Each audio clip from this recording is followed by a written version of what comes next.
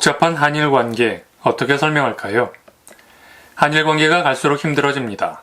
어른도 아이도 쉽사리 일본을 욕하죠. 하지만 분노만으로 문제가 해결되지는 않죠.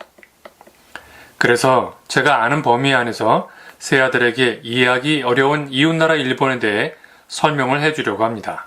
일본은 문화적으로 우리와 매우 유사합니다. 언어 체계가 사고방식에 영향을 주기 마련인데 두 언어는 정말 비슷합니다.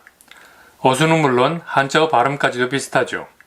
예를 들어 악슈 또는 도쇼칸 이런 것들이 대표적일 겁니다. 두 나라의 문화가 비슷하기 때문에 제3자들은 보지 못하는 미세한 문화 차이가 우리에게는 크게 다가옵니다. 양국 모두 집단적 사고가 강합니다. 하지만 일본인 개개인은 지극히 개인주의적이죠. 사전 연락 없이 아들 집에 들렸다가 일본인 며느리가 문 앞에서 인사만 하고 집안에 들여주지 않아서 발길을 돌린 한국인 시어머니 이야기를 들은 바 있습니다. 고부간 갈등이 깊어질 수밖에 없겠죠. 일본인은 대체로 친절해 보이지만 한 번 분노를 품으면 오랫동안 간직합니다. 그래서 정작 그들이 분노를 표현할 때 우리는 그들이 무엇 때문에 화를 내는지 이해하지 못하기도 하죠. 최근 한일 관계에서 이런 문화 차이가 보입니다. 일본인의 독특한 정서. 일본문화연구소 국화와 카레는 기리와 기무에 대한 이야기가 나옵니다. 기리는 의리의 일본식 발음이고요. 기무는 의무의 일본식 발음입니다. 의리는 상대방의 신의에 비추어 볼 때 당연히 지켜야 하는 도리로서 일본인에게는 의무보다 앞선 도덕적 가치죠. 심지어 의리를 지키기 위해서 사회적 또는 도덕적 의무를 무시해도 용인됩니다. 조직을 위해 죽고 사는 조폭의 의리를 상상하면 아마 이해가 쉬울 겁니다. 일본적 미학의 전형으로 알려진 47인의 사무라이 이야기를 보죠. 사무라이들은 주군에 대한 의리를 지키기 위해 개인적 복수를 금지한 사회적 의무를 저버립니다. 주군의 묘에 원수의 목을 바친 그들은 그제서야 사회적 의무를 다하기 위해 할복합니다. 아니, 원수를 제거한 다음에 집단 자살이라뇨. 일본인의 이러한 독특한 정서를 우리 한국인들은 쉽게 이해하지 못합니다. 하지만 일본인들은 수백 년간 전승된 이 사무라이 복수극에서 장렬한 비장미를 느낍니다. 일본 정부는 지난 수년간 한국 정부와 한국 사회에 대해 분노를 숨겨왔습니다. 2012년 이명박 대통령이 독도를 방문했습니다. 임기 말년에 보수층을 결집하려는 의도였겠죠. 그런데 이 행동이 일본을 크게 자극했어요. 역대 한국 대통령이 임기 중에 독도를 방문한 경우는 그때가 처음이었으니까요. 2015년 9월을 볼까요? 박근혜 대통령이 중국인민군 열병식에 참여했습니다. 중국 인민의 항일 투쟁을 기념하는 자리였으니까 일본이 얼마나 감정이 상했을지 알만합니다. 그런데 그렇게 일본을 자극했던 박근혜 대통령은 그해 12월 한일 위안부 합의를 해버립니다. 아무리 생각해도 이 박근혜 씨의 행보는 참 이해하기 어렵습니다.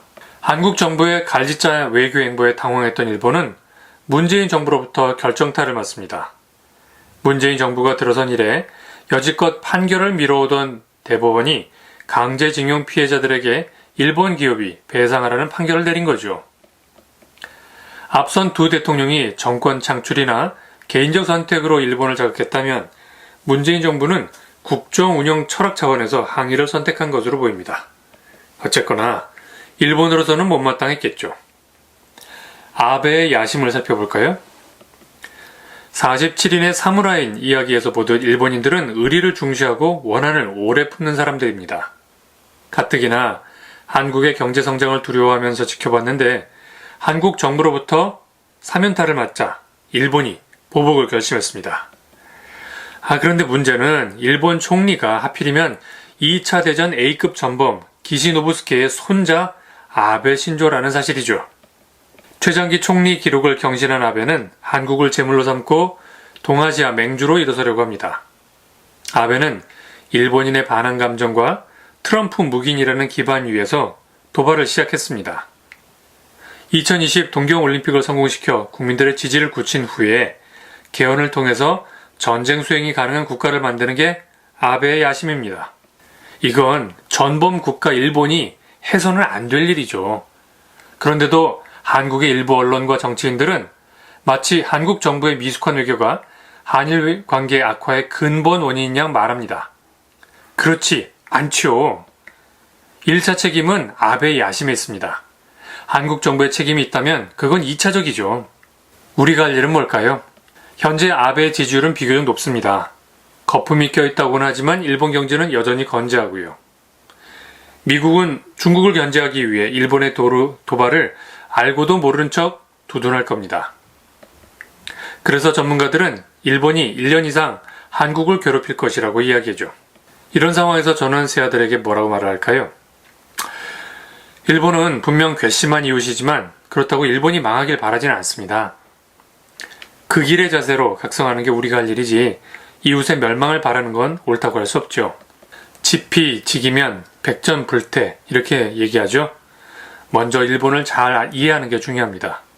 그래서 아들 중 하나쯤은 일본 전문가가 되면 좋겠네요.